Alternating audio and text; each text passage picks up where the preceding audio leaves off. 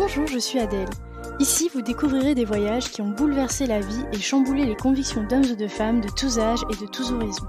Chaque semaine, je reçois un invité qui me raconte en quoi un pays a transformé sa vision du monde ou l'a poussé à quitter un mode de vie qui ne lui correspondait plus. Alors laissez-vous porter par le premier podcast qui raconte une histoire autour d'un voyage. Bienvenue chez les Frenchies autour du monde, le podcast des voyages qui ont du sens.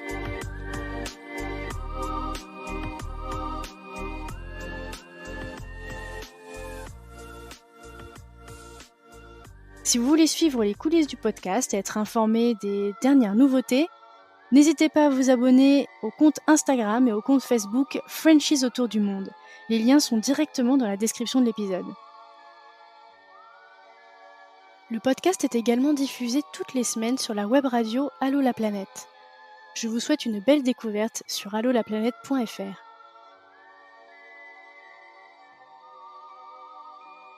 Leïla est une ancienne professeure d'espagnol qui a connu la vie en expatriation dans son enfance et qui a toujours rêvé d'ailleurs. Alors, après des années à tourner l'idée dans sa tête et à lire les aventures des autres, Leïla propose l'idée folle de faire un tour du monde à son mari. Ensemble, on revient sur ce jour où ils décident d'organiser ce voyage et comment ils ont tout organisé pour eux et leurs 2 enfants. Comme c'est bientôt Noël, Leïla revient sur celui qu'ils ont passé près du lac Titicaca chez une famille péruvienne.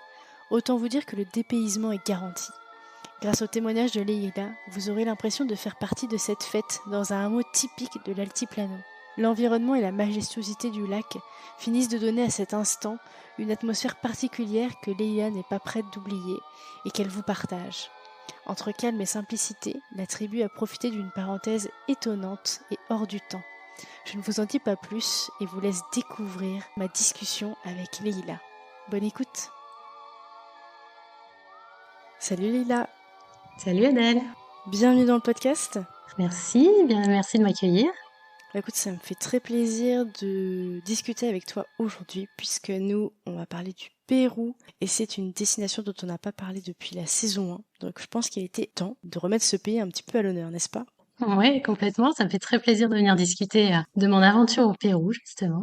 J'ai commencé par te demander de te présenter pour les auditeurs, nous donner ton prénom, ton âge, la ville d'où tu viens en France et puis nous dire en quelques mots ton parcours professionnel. Oui, alors je m'appelle Leïla, j'ai 42 ans. Je suis originaire de Lille, dans le nord de la France, mais maintenant j'habite à Cahors, dans le Lot. J'ai été professeure d'espagnol pendant 16 ans et j'ai profité d'une année de disponibilité pour partir en voyage, donc avec ma famille, pendant 1 an. J'aimerais bien que tu nous racontes un petit peu l'origine de ta passion du voyage. D'où est-ce que ça te vient, toi ? Depuis assez longtemps, puisque j'ai eu l'opportunité quand j'étais jeune, enfant, de vivre des expatriations avec mes parents. Donc, on a vécu au Maroc, d'abord en France, ensuite on est parti vivre au Maroc, et après le Maroc, on est parti vivre en Espagne, à Madrid. J'ai ensuite entamé des études de langue, donc qui m'ont donné aussi la passion du voyage, avec l'envie de découvrir des pays hispanophones et aussi anglophones, parce que j'aime beaucoup l'anglais. Et donc, j'ai voyagé seule avec mes parents, puis ensuite avec mon compagnon qui est devenu mon mari, et puis on a pris goût au fur et à mesure, et on est allé à chaque fois un petit peu plus loin. Ok, donc en fait finalement c'est déjà oui le fait que tu aies déjà enfant découvert des cultures particulières dans les pays où tu as vécu et après donc c'est avec ton mari ensemble que vous avez développé tout ça. Exactement. Et donc toi quel type de voyageuse tu es ? Alors moi, je suis une voyageuse assez organisée. J'ai besoin de me faire un petit planning, de savoir où je vais, de préparer mon itinéraire, de savoir où je vais dormir, comment je vais voyager. Donc j'ai du mal à lâcher prise pour la préparation des voyages, à l'inverse de mon mari, lui qui est plutôt cool. Mais j'ai besoin d'avoir un cadre. Mais j'aime autant voyager en hôtel qu'en camping-car, qu'en Airbnb et depuis peu en échange de maison, puisque là c'est devenu notre nouvelle passion. Est-ce que tu peux nous parler un petit peu de votre tour du monde ? Parce qu'on a dit qu'on allait parler du Pérou, mais finalement, vous êtes allé au Pérou parce que c'était durant un tour du monde. Donc j'aimerais bien que tu nous remettes un petit peu dans le contexte de ce tour du monde. Comment est-ce que ça vous vient, cette envie de partir en tour du monde? Oui, ben en fait, effectivement, donc le Pérou, c'était une étape de notre tour du monde. Mais à la base, l'idée, c'était pas du tout de partir en tour du monde. Enfin moi, j'étais dans une étape de ma vie où j'avais envie de vivre une expatriation, comme j'avais vécu avec mes parents. Et là, j'avais envie de vivre ça avec ma famille, avec mes enfants, avec mon mari. Et j'ai pas mal d'amis qui sont expatriés, qui m'ont conseillé, qui m'ont incité, qui m'ont motivé. On avait pris un peu notre décision et on avait ciblé le Canada, qui nous semblait être une destination parfaite pour partir avec nos enfants. Et puis, j'ai entamé les démarches et lors d'une conversation avec la secrétaire de mon travail, elle m'annonce que sa fille est partie en tour du monde et qu'elle tient un blog. Elle me donne l'adresse du blog et le soir même, je vais regarder un petit peu ce qu'elle raconte sur son blog et je suis émerveillée. Je me dis, waouh, en fait, je ne savais pas que c'était possible de faire ça, quoi. Ça me semblait fou de partir comme ça, voyager en tour du monde. Je montre ça à mon mari qui est aussi émerveillé que moi et qui me dit, mais en fait, moi, c'est ça que je veux faire. Moi, j'ai dit, ouais, moi aussi. Et là, chiche, c'est parti. On a décidé, là, en un quart de seconde, qu'on partait faire un tour du monde et qu'on mettait le projet d'expatriation entre parenthèses pendant ce temps-là.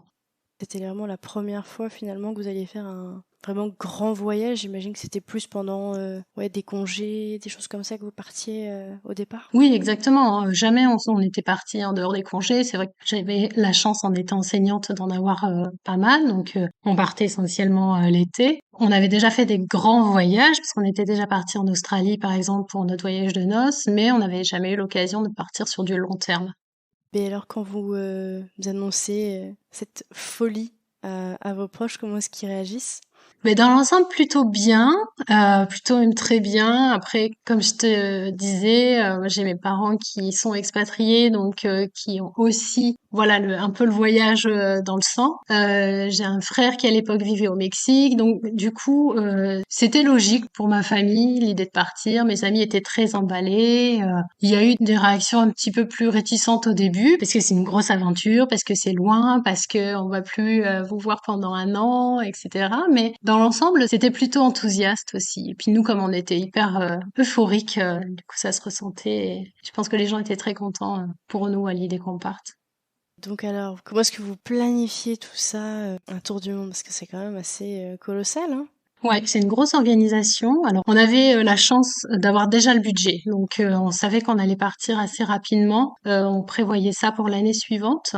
On a commencé à scruter tous les blogs et à découvrir que en fait, il y avait énormément de familles qui partaient en tour du monde et ça nous a vachement rassurés parce qu'on s'est dit bon, si eux peuvent le faire, on peut le faire. Et puis après, on s'est lancé dans les démarches. Donc pour le boulot, par exemple, demander une année sabbatique chacun de notre côté, préparer toutes les démarches pour la maison, préparer l'itinéraire, tout ce qui est en lien avec l'école pour les enfants.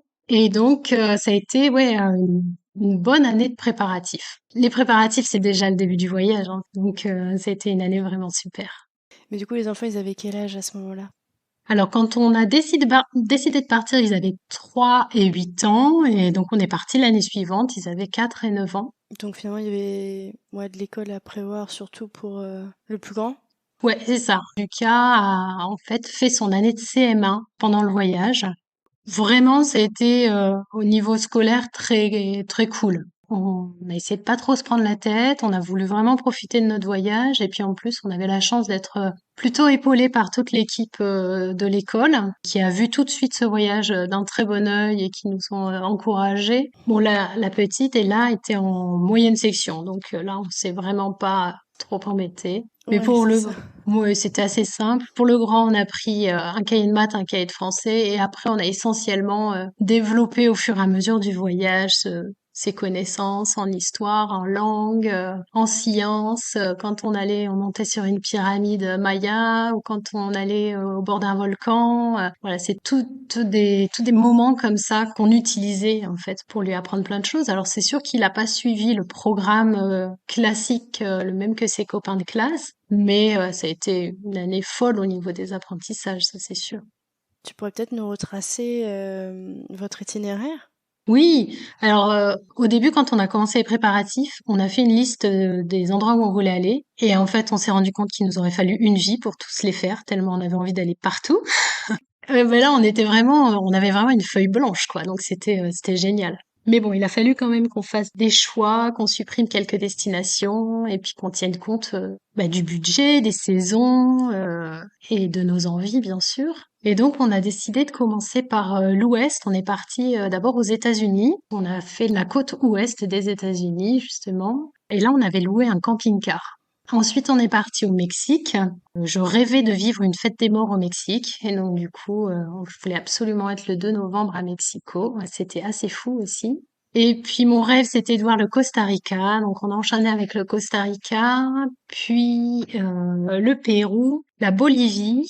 Et on était en Bolivie en toute fin d'année. On a fait Nouvel An à La Paz. Et on devait enchaîner normalement avec l'Argentine, le nord-ouest de l'Argentine. Et on était fatigués, on était en altitude depuis plusieurs mois, on avait envie de vivre autre chose, de voir d'autres paysages. Et là, on a fait changer complètement de route et on est parti au Brésil. Et ça a été une superbe destination, une superbe expérience, vraiment.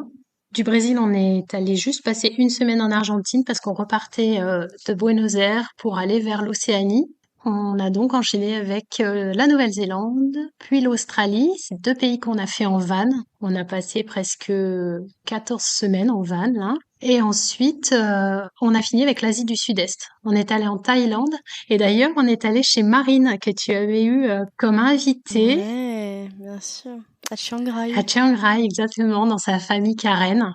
Et après la Thaïlande, on est allé un petit peu au Cambodge, au Vietnam, en Indonésie, et on a fini par Singapour. Donc ça fait 3 continents. 3 continents et 14 destinations, à peu près. Ouais, voilà, il a vraiment fallu faire des choix. Ben ouais, ça c'est sûr. Chaque personne avec qui je parle autour du monde, on en arrive toujours là. Il faut faire des choix. Eh oui, eh oui. Et ben alors, qu'est-ce que c'est vous le pays que vous avez préféré? Vous avez vraiment eu un coup de cœur?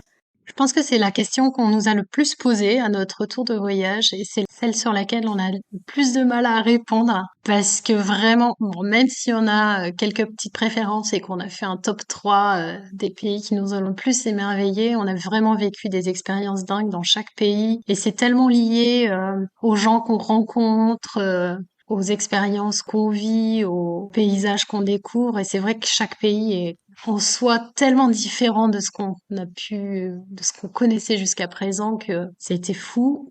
Mais vraiment, on s'est rendu compte qu'il y a 3 pays qui se détachaient. Les États-Unis, ça a été notre première destination, donc je pense que directement, ça nous a émerveillés. Le Brésil, parce que c'était la seule destination qui n'était pas prévue. Du coup, tout était neuf. On s'attendait à rien. Et on a été éblouis par les paysages et par les Brésiliens.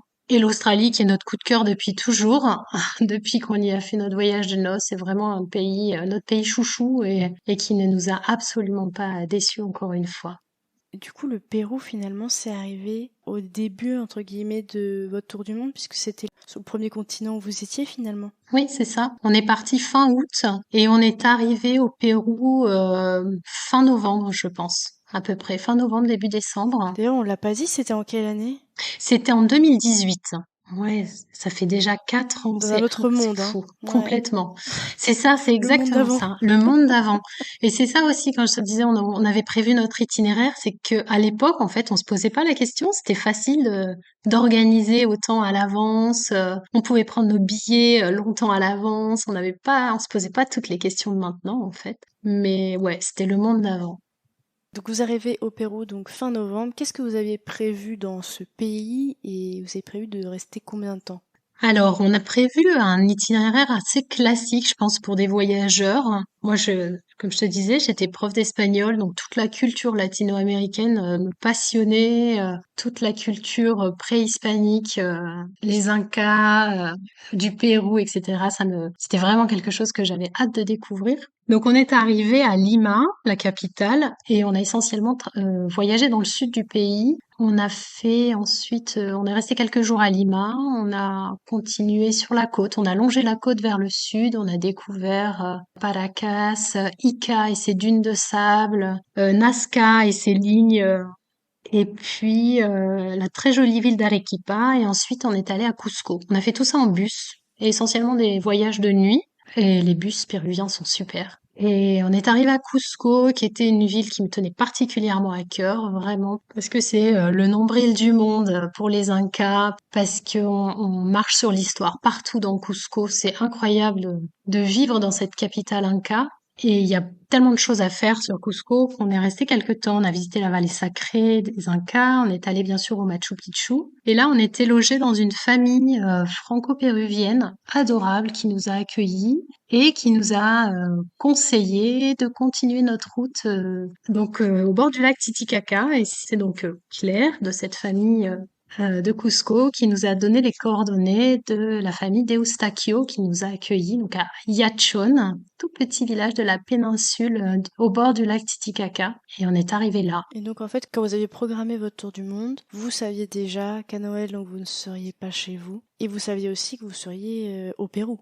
On savait qu'on serait au Pérou, oui, parce qu'on avait vraiment bien détaillé notre itinéraire, mais voilà, c'est tombé comme ça. Comme je te disais, moi, mon seul impératif vraiment de date, c'était d'être au Mexique pour la fête des morts, et puis après, tout le reste s'est enchaîné. Et donc, il se trouve que voilà, Noël est tombé au Pérou, et puis dans une autre dimension, parce que le lac Titicaca, c'est quand même complètement insolite, quoi.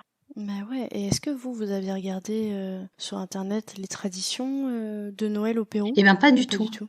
Pas du tout, on savait pas du tout comment ils allaient célébrer ça. J'imaginais qu'il y avait des mélanges de cultures parce qu'entre la culture inca, quechua et puis hispanique aussi, du coup, je savais pas du tout comment les Péruviens envisageaient Noël. Alors comme on était déjà passé dans deux grandes villes, Lima et Arequipa, là dans ces villes-là, on voyait toutes les décorations. Ça semblait très occidental, en fait, la façon de célébrer Noël, mais là, dans ce petit coin du bout du monde, on n'avait aucune idée de la façon dont les gens célébraient cette fête.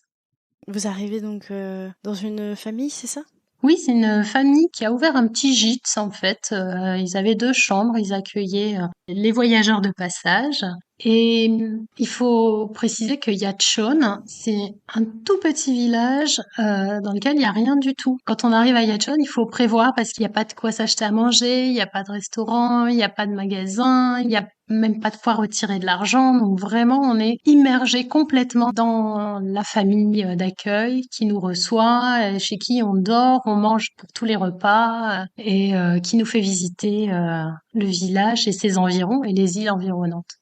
Est-ce que vous aviez quand même un petit pincement au cœur du fait de pas être avec votre famille cette année-là, ou comment est-ce que vous viviez finalement? Oui, forcément, ça faisait 4 mois qu'on était partis et on commençait vraiment à ressentir le manque de notre famille, de nos amis. Et puis la période faisait aussi que forcément, bon, on avait un petit coup de mou quand même, même si on était dans des paysages extraordinaires avec des gens incroyables. À ce moment-là de l'année, on aurait bien voulu être avec notre famille et nos amis. Bon, en plus, on savait que tout le monde se réunissait en France. Et donc, on aurait bien aimé, ouais, être avec eux. On avait un petit coup de mou. Et donc alors, qu'est-ce que vous avez fait? Donc, on est arrivé dans cette famille qui nous a accueillis et qui nous a proposé de nous faire découvrir les environs. Dans la famille, donc il y avait donc le papa Eustachio, la maman dont j'ai oublié le prénom malheureusement, et deux enfants, Anthony et Wilson. Anthony avait à peu près l'âge de notre fils Lucas. Wilson était beaucoup plus âgé, déjà la vingtaine. Et tout de suite, Anthony et Lucas se sont très bien entendus. Ils jouaient ensemble, ils partaient au bord du lac, ils faisaient des parties de ballon, etc. Et le 24 décembre, le jour du réveillon, Anthony nous explique qu'il voudrait emmener Lucas au village, sur la place du village, parce qu'il doit recevoir son cadeau de Noël. Donc, on a été un petit peu étonnés, on n'a pas bien compris pourquoi est-ce qu'il allait sur la place recevoir son cadeau, mais on a accepté. Ils sont partis tous les deux et on les a rejoints un petit peu après. Donc, on a tout longé le lac pour aller jusqu'à la place du village. Et puis là, tous les garçons, tous les enfants du village étaient réunis. Ils jouaient au foot, ils s'amusaient. C'est très bon enfant comme ambiance. Mais en même temps, dans ce village, on a vite découvert que il n'y avait pas de décoration de Noël, il n'y avait pas de faste. C'était quand même très sobre. C'était comme dans le gîte où vous étiez ou il y avait quand même un peu de déco dans le gîte? Non, du tout, pas de déco, ni dans le gîte, ni dans le village. En fait, je pense qu'on serait arrivé à n'importe quel moment de l'année, ça aurait été à peu près pareil. Donc, dans le centre du village, là, on observait les enfants s'amuser, on s'est baladé, etc. Et puis d'un coup, on a vu toutes les petites mamies du village sortir en tenue traditionnelle, très jolie, très colorée. Elles sortaient leurs marmites, elles ont commencé à faire chauffer tout ça sur la place du village. Et donc, on est allé demander ce que c'était, etc. Et donc, elles préparaient du chocolat chaud pour les enfants et des brioches. C'était tout de suite très très vivant. Et puis d'un coup, il y a un bus qui est arrivé, toute une délégation qui est arrivée de la grande ville d'à côté, qui s'appelait Puno, qui ont commencé à installer des estrades, à mettre de l'animation. Et donc, il y a un monsieur qui s'est rapproché de nous parce que bon, on voyait qu'on n'était pas du village, hein, donc il est venu nous demander si on était là pour les vacances, etc. Il est venu nous expliquer aussi que, en fait, le petit village de Yachon avait été choisi pour recevoir des cadeaux à Noël. Donc, en fait, c'était une association qui venait offrir des cadeaux et qui faisait toute une petite cérémonie pour l'occasion. Ils avaient fait venir une chaîne de télévision locale pour enfants. Et ils ont commencé à tout installer et à venir nous demander si on pouvait être interviewés pour la chaîne locale. Enfin, ils voulaient surtout interviewer nos enfants, d'ailleurs, pour savoir un petit peu comment nous, est-ce qu'on faisait Noël, ce qu'on mangeait à Noël, quelles étaient les traditions chez nous. Ils étaient très curieux et ils nous posaient plein de questions. Et puis voilà, nous on a continué, on a observé tout ça d'un petit peu de loin. C'était très rigolo d'observer la vie du village en fait, assis sur un banc au loin. Puis les gens sont vite venus nous voir en nous disant non non non, mais venez, il faut que vous participiez. Alors on était un peu gênés parce que bon, c'était tous des enfants qui visiblement n'avaient pas l'habitude qu'on leur offre des cadeaux. On voulait pas non plus empiéter dans leurs traditions. Ils nous ont dit tout de suite non non, il faut que vous veniez, il faut que vous participiez. Si vous participez pas, les gens risquent d'être vexés. Et donc on s'est mêlé un petit peu à la fête du village. Est-ce qu'il y avait des musiques, Ouais, il y avait des danses, des chants? alors Ouais. pas tant de danse que ça, il y a eu un petit peu de musique, mais surtout l'objectif, alors surtout ils avaient fait venir une personnalité, c'était la Miss Puno. Alors là, tous les enfants étaient ébahis de la voir arriver là, et c'est elle qui faisait la distribution des cadeaux. Donc ils ont demandé, ils ont mis toutes les filles d'un côté, tous les garçons de l'autre, en rang, l'un derrière l'autre. Et au fur et à mesure, ils les appelaient pour offrir le cadeau. Et donc, ils ont demandé à nos enfants de se mettre dans la file. Et ce que j'ai pas précisé, c'est que pendant l'interview où ils ont demandé à nos enfants quelles étaient les traditions de Noël chez nous, ils ont aussi demandé ce que nos enfants voulaient comme cadeau pour Noël. Et notre fils avait oublié, avant de partir, un Rubik's Cube que son meilleur ami lui avait offert. Donc il en était très triste et donc il rêvait d'avoir un Rubik's Cube pour le voyage. Et notre fille rêvait d'avoir une petite poupée type Barbie. Et donc ils ont annoncé ça pendant l'interview. Et quand ils ont été appelés pour recevoir leur cadeau, ils ont eu chacun ce qu'ils avaient demandé juste avant. Waouh. Ouais, c'était assez fou parce que on s'y attendait tellement pas et puis c'est pas forcément des cadeaux très communs. La poupée Barbie, oui, mais le Rubik's Cube, C'est ça, qu'ils réussissent à sortir le bon cadeau. ouais, c'était vraiment tellement Surprenant. adorable, ouais. Et donc ils se sont retrouvés chacun avec leur cadeau. Ils ont eu la chance d'être pris en photo et serrés dans les bras de la Miss Puno qui n'en revenait pas non plus de voir deux petits Européens là au bout du monde. En plus, nos enfants, et notre fille particulièrement, est très blonde et du coup, elle attirait tous les regards et elle était tout le temps très sollicitée pour faire des photos, des bisous, des câlins. C'était pas toujours évident à gérer pour elle à son âge, mais du coup, les Péruviens étaient tout de suite, tout le temps à l'affût quand ils la voyaient. C'était quelque chose d'incroyable pour eux. Ils nous disaient qu'ils avaient jamais vu d'enfants blonds en vrai, que pour eux, c'était soit des poupées, soit des personnes de la télévision, en fait. Et donc alors ensuite, qu'est-ce que vous avez fait? Une fois que les enfants ils ont eu leur cadeau, Alors du coup, ensuite, on a pris le goûter avec eux, le fameux chocolat, les brioches, etc. Et puis au fur et à mesure, l'ambiance est retombée, un peu comme un soufflet, tout le monde est reparti. Et nous, on est reparti aussi dans la famille des Eustachio qui nous hébergeait. Et on leur avait demandé comment est-ce que eux, dans leur famille, ils allaient célébrer Noël. Et il nous avait dit que c'était vraiment quelque chose de très simple, que il passait une soirée en famille en buvant du chocolat chaud et en mangeant du panettone. Je sais pas si tu vois ce que c'est la brioche italienne, là, aux fruits confits. On était assez surpris parce que c'est pas très local comme mets. Mais effectivement, on a passé la soirée comme ça. Et du coup, ils offrent pas forcément de cadeaux non plus? Non, en famille, ils s'offraient pas de cadeaux. C'était vraiment là juste la délégation de Poulot qui était venue Ouais, c'est pour apporter. ça donc que le fils voulait absolument aller chercher un cadeau Ah sur mais la complètement, place. il voulait surtout pas rater ça. Et on a passé la soirée ensemble à jouer aux cartes à la lumière de la bougie. On avait apporté un jeu de cette famille. On avait expliqué au petit Anthony comment jouer au jeu de cette famille. Et ils ont passé la soirée à jouer à ça. Et d'ailleurs, le lendemain, quand on est parti, le surlendemain, on est reparti, on lui a offert notre jeu de cette famille. Donc, je sais pas si Anthony joue encore avec, mais c'était vraiment un beau moment parce que très très simple et en même temps tellement hors du temps et puis tellement différent de ce qu'on a l'habitude de vivre nous dans le tout le temps dans l'opulence, dans la déco, les lumières, le bruit, etc. Et là au contraire vraiment très calme. En plus l'environnement, ce lac là incroyable, incroyablement grand, c'était vraiment une ambiance très douce, très calme. Toi, c'est un endroit que t'as beaucoup aimé au Pérou? C'est un endroit qui m'a étonnée. C'est un endroit qui m'attirait beaucoup parce que il est, comment dire, source de plein de légendes, d'histoires. C'est le plus haut lac navigable au monde. Il est à plus de 3800 mètres d'altitude, je crois. Il est immense, hein. Il est réparti sur plusieurs pays. Alors, je ne vais pas me tromper, mais au moins le Pérou et la Bolivie. Et ça sonne pour moi comme quelque chose d'assez légendaire, quoi. Donc, j'avais vraiment envie de découvrir ce lac et puis de découvrir les gens qui vivaient là. On a d'ailleurs eu l'opportunité, avec la famille qui nous hébergeait, ils nous ont fait visiter deux îles aux alentours et c'est vrai que l'ambiance est absolument incroyable parce que très très différente de ce qu'on connaît en fait.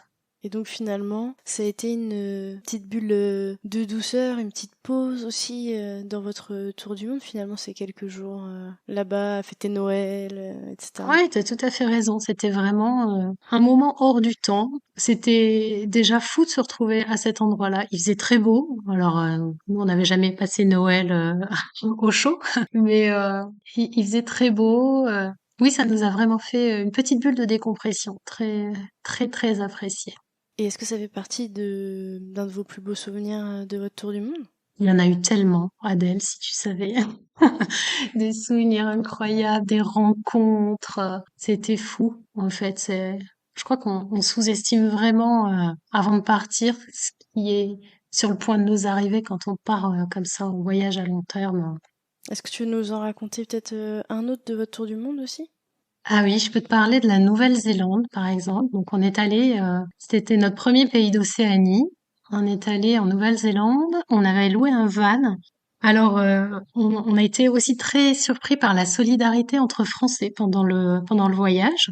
Par exemple, on a été accueillis en Nouvelle-Zélande par une famille française qui nous a hébergés pendant quelques nuits sur Auckland et qui nous a un petit peu guidés parce on n'avait pas vraiment d'itinéraire fixe à l'intérieur de chaque pays. Donc, c'était une fois arrivé sur place qu'on faisait notre itinéraire. Donc, cette famille nous a un peu guidés sur ce qu'il y avait à faire, à voir, etc. Et la Nouvelle-Zélande, ça a pas l'air comme ça, mais c'est très grand. Et on n'y passait que 5 semaines. On a fait les deux îles, l'île du Nord, l'île du Sud. Et moi, j'ai eu l'impression, malheureusement, de survoler ce pays tellement on avait été vite. Et le fait d'être en van aussi, on a eu assez peu de contact finalement avec la population locale. Et ça nous avait... on était déçus de ça. Pour un premier abord en Nouvelle-Zélande, on était un peu déçus. Mais on devait rendre notre van dans le sud de la Nouvelle-Zélande, à Christchurch. Et on est arrivé le jour des attentats de Christchurch. Ça a été terrible parce que toute la ville était en ébullition, vraiment. Il y avait plus rien qui fonctionnait dans la ville, plus de transport, les communications étaient complètement perturbées. Et on était accueillis en Airbnb chez une dame qui était infirmière à l'hôpital de Christchurch. Alors, elle nous a reçus chez elle dans ce contexte absolument abominable, mais elle nous a reçus comme si on faisait partie de sa famille. Je pense qu'on n'avait pas du tout la même notion du Airbnb, en fait. Pour nous, c'était vraiment Elle nous laissait une chambre chez elle et on découvre. Et elle nous accueillait comme des membres de sa famille. Elle nous a fait visiter ses endroits préférés. Elle nous a emmenés. On a passé des soirées à cuisiner ensemble. C'était vraiment, on s'est senti tellement bien chez elle. Et puis le dernier jour, elle nous a dit, écoutez, je suis désolée, mais en fait, j'aimerais rester avec vous, mais vu le contexte, il faut que je retourne travailler. Elle était en congé normalement. Elle nous a dit, il faut que je retourne travailler, il faut que je reparte à l'hôpital pour aider mes collègues. Et du coup, le dernier jour, elle est partie très tôt le matin et on l'a pas vue et on a quitté sa maison comme ça. Mais on avait passé un moment vraiment incroyable avec elle dans ce contexte très perturbé. Bon, c'est sûr qu'on peut pas refaire tout l'itinéraire comme ça, mais j'aimerais bien quand même que tu nous dises ce que ça vous a apporté, vous, ce tour du monde, point de vue personnel peut-être, puis aussi familial. Écoute, ce tour du monde, ça a clairement bouleversé notre vie. Quand on a pris la décision de partir, évidemment, si, on savait que ce voyage, ça allait être quelque chose d'extraordinaire, une aventure incroyable, que ça allait faire grandir nos enfants, que ça allait recréer encore plus de liens dans notre famille. On imaginait tout ça. On savait qu'on allait vivre des choses, qu'on allait voir des choses folles, mais jamais on a imaginé à quel point ça allait bouleverser notre vie, bouleverser notre façon de voir la vie, de façon de voir les gens. On est rentré de tour du monde complètement chamboulé et en se disant on peut pas revenir dans notre vie comme elle était avant, c'est pas possible en fait. On a trop changé pour ça peut pas être juste une parenthèse. On peut pas reprendre notre vie là où on l'avait laissée un an auparavant comme si de rien n'était. Ça nous a renforcé l'envie de partir vivre une expatriation. Et ça nous a surtout fait comprendre que rien n'est impossible, vraiment. Que quand on s'en donne les moyens, quand on le veut vraiment, quand on est motivé, toutes les barrières sautent en fait. C'est vraiment facile de vivre la vie qu'on a envie de vivre. On se sent beaucoup plus libre et beaucoup plus fort, beaucoup plus confiant aussi dans tous les projets qu'on veut entreprendre. Alors malheureusement, quand on est rentré, peu de temps après, il y a le Covid qui est arrivé et qui a complètement bouleversé nos plans d'expatriation. C'était trop compliqué dans ce contexte sanitaire là d'envisager un départ. Mais pour autant, ça ne nous a pas empêché de changer de vie. C'est-à-dire que finalement, vous allez plus faire d'expatriation? Pour le moment, je pense que c'est un projet qu'on garde en tête, mais le Covid nous a fait faire d'autres projets. Donc, on a quand même changé de vie, on a quand même démissionné tous les deux, vendu notre maison, on est parti s'installer, alors toujours en France, mais à 800 kilomètres de chez nous, dans un environnement complètement différent, puisqu'on habitait à Lille, ouais, en pleine ville, quoi. On était des citadins. Et là, on est venu s'installer en plein cœur de la nature, dans le Lot, et nos projets d'expatriation, on les a toujours en tête. On est toujours autant amoureux du Canada, qui nous attire toujours autant. Mais voilà, là, on a ce nouveau projet qu'on va mener à bout, à terme, et puis après, on rebondira. C'est quoi votre projet finalement là, dans le Lot? Le projet dans le Lot, c'était de vivre une autre expérience, de vivre autre chose, de se rapprocher de la nature, d'explorer aussi une région qu'on connaît pas du tout. Et vous faites quoi du coup maintenant comme travail si vous avez démissionné tous les Ouais, en deux? fait, donc moi j'ai quitté mon travail de prof, donc me suis lancée dans une reconversion. Enfin, j'ai plein d'idées, mais j'ai créé une marque. Je fais de la couture, c'est vraiment ma passion. Puis mon mari, lui qui était architecte dans une agence, a créé sa société, donc il a sa propre petite société d'architecture. D'accord. Donc finalement là, vous savez pas trop pour combien de temps vous allez être dans le Lot avant de peut-être repartir? On sait pas trop, on s'est fixé un minimum de 5 ans. Au bout des 5 ans, normalement, notre fils passera son bac. Et donc, on se dit que ça sera l'occasion après de bouger. Ah oui, c'est ça, vous attendez que les enfants grandissent. Voilà. Pour bouger avec eux ou pas. Enfin, l'idée, ça serait quand même de Ou partir pas, ensemble, ouais, c'est mais ça. Que tout le monde ait la liberté de choisir. Et du coup, on va arriver à la fin de cet échange. Ça m'a fait super plaisir d'en découvrir plus sur ce petit bout de votre tour du monde, donc au Pérou, à Noël. C'est vrai que ça fait un peu rêver sur le papier et ça nous a fait rêver justement aussi pendant l'échange. J'aimerais beaucoup que tu conclues cet épisode en encourageant des familles à oser passer le cap de partir en voyage ensemble. Je sais que c'est toujours un frein dont on parle souvent, des parents qui osent pas, etc. Donc j'aimerais bien que tu encourages les familles à se lancer. C'est vrai que partir en famille, nous, ça nous faisait un petit peu peur au début parce qu'on avait du mal à visualiser comment faire avec des enfants jeunes, etc. C'est vrai que, comme je te disais, que de lire plein de blogs de familles qui sont parties, ça nous a vraiment rassurés. Et on s'est très vite rendu compte, déjà, en mettant les enfants dans les préparatifs, etc., de chacun choisir une destination qui lui plaisait, et puis aussi d'avoir le soutien de l'école. On s'est très vite rendu compte qu'en fait, ça allait pas être si compliqué que ça. Les enfants se sont assez vite adaptés, mais nous, il a aussi fallu, bien sûr, qu'on adapte notre voyage. Évidemment, on n'a pas fait les mêmes choses avec nos enfants que si on était partis qu'à deux. Alors, c'est vrai que voyager en famille, c'est aussi un autre regard qu'on porte sur le monde et aussi un autre regard que le monde porte sur nous. Tout de suite, une famille qui arrive, les gens viennent nous voir plus facilement, ils viennent parler plus facilement avec nous, ils viennent discuter avec les enfants. Voilà. Faire un voyage en famille, c'est, à mon sens, plutôt facile finalement quand on s'adapte aux enfants et puis ça renforce les liens. C'est vraiment une aventure incroyable. Les enfants ont vécu une aventure folle en fait à leur âge. Et puis, je pense qu'à aucun moment personne ici n'a regretté d'être parti. Je crois qu'il y a des familles qui veulent vivre ça. Bon, je pense que c'est de plus en plus facile maintenant de trouver des informations pour voyager en famille, mais vraiment, s'il y a des familles qui veulent vivre ça, qui ont envie de vivre ça, c'est le moment ou jamais, en fait. Il faut oser, il faut se lancer. Mais comme je disais tout à l'heure, en sachant quand même que ce voyage, il va complètement bouleverser votre vie. C'est pas un voyage anodin, c'est pas une expérience comme les autres, et vous reviendrez de ce voyage complètement changé, complètement différent, avec un regard tout neuf sur le monde. Et surtout, on se rend compte que dans le monde, il y a beaucoup plus de personnes qui sont généreuses, bonnes, gentilles, qu'est-ce qu'on pourrait croire. Et partout où on a été accueillis, on n'a jamais eu de mauvaises expériences. Les gens sont terriblement gentils dans le monde entier. Il faut avoir confiance et foi. En l'humanité. Complètement. Écoute, merci beaucoup pour cet échange. Merci à toi, Adèle, de m'avoir reçue et de m'avoir permis de partager cette petite expérience. À très bientôt. À bientôt.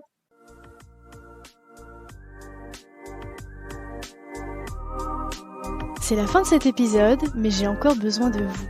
Si vous avez Apple Podcast, n'hésitez pas à laisser 5 étoiles et même à mettre un petit avis. Cela m'aide énormément à faire gagner en visibilité à ce podcast. Si l'épisode vous a plu, n'hésitez pas à le partager au plus grand nombre. Il ne me reste plus qu'à vous dire à lundi pour un prochain épisode des Frenchies autour du monde.